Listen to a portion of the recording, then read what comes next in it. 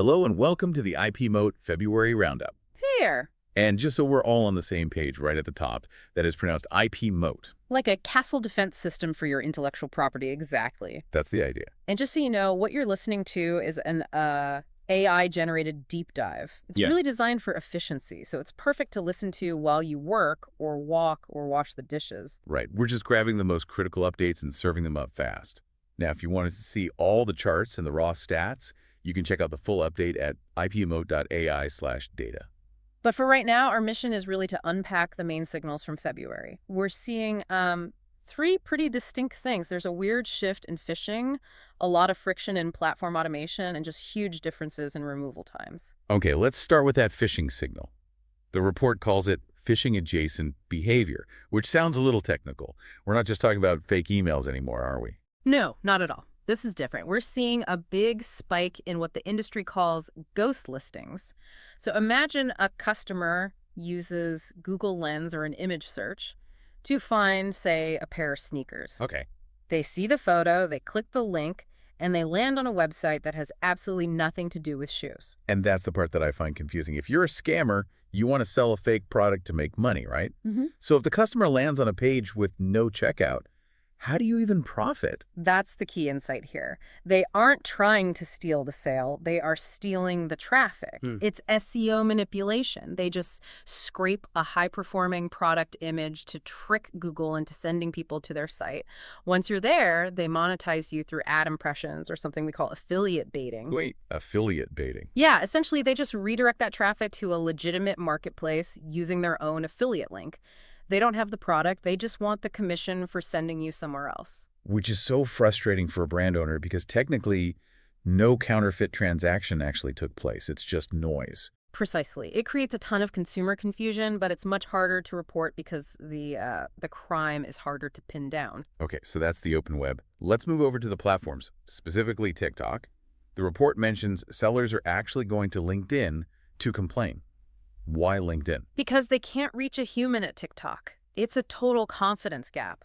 Sellers have figured out that TikTok's internal support for IP claims is all automated, and right now it's just misfiring. So what's behind that?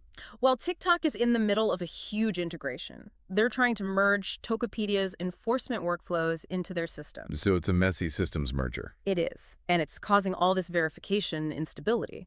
This leads to a phenomenon the report calls resubmission fatigue. I felt that term in my soul when I read it. Break that down for us. It is the reality of modern automation. So a platform is overwhelmed, and the bot rejects your initial IP report without any clear reason. But then, if you submit the exact same report a second time, It gets accepted. it gets accepted. That sounds like the turn it off and on again of legal compliance. It basically is. The automation is supposed to reduce the workload, but right now it's just creating more work for rights holders. So if the systems are struggling, let's look at the scoreboard. Who is actually winning on speed? If we look at the February data, the gold standard is Walmart and Frugo.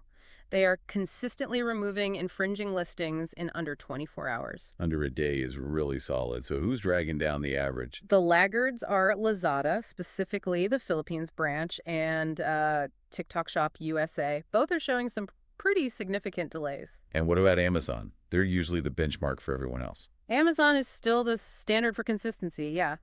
But there is a weird outlier this month. Amazon Saudi Arabia. For some reason, enforcement on Amazon.ca has slowed down a lot compared to every other Amazon region. You know, there's a nuance here I want to make sure you, the listener, don't miss. We're talking about the speed of removal. But what about the flip side? What if you file a claim too fast, you make a mistake? How hard is it to fix it? And that is the danger zone. While Walmart is super fast at taking things down, they are incredibly slow at putting them back up. A retraction on Walmart can take 3 weeks. 3 weeks. If you're a legitimate seller who got flagged by accident, that could kill your business. It's a lifetime, and that's why accuracy is so important. You really can't just spray and pray with IP complaints. The collateral damage is just too high. And that brings us to the tool behind all this data. This deep dive was based on intelligence from IP Moat. It's a platform built by founder Anna Mon, specifically for entrepreneurs who are just tired of this bureaucratic maze. Right. The whole goal is to automate the detection and the removal, but with that precision we just talked about, so you don't get stuck in retraction hell. If you're protecting a brand, you really need to see the full picture. You can check out the full update, all the charts, all the statistics at ipmoat.ai/data. It is definitely worth a look, even just to benchmark your own enforcement times. Catch next time on the IP Moat Monthly Roundup.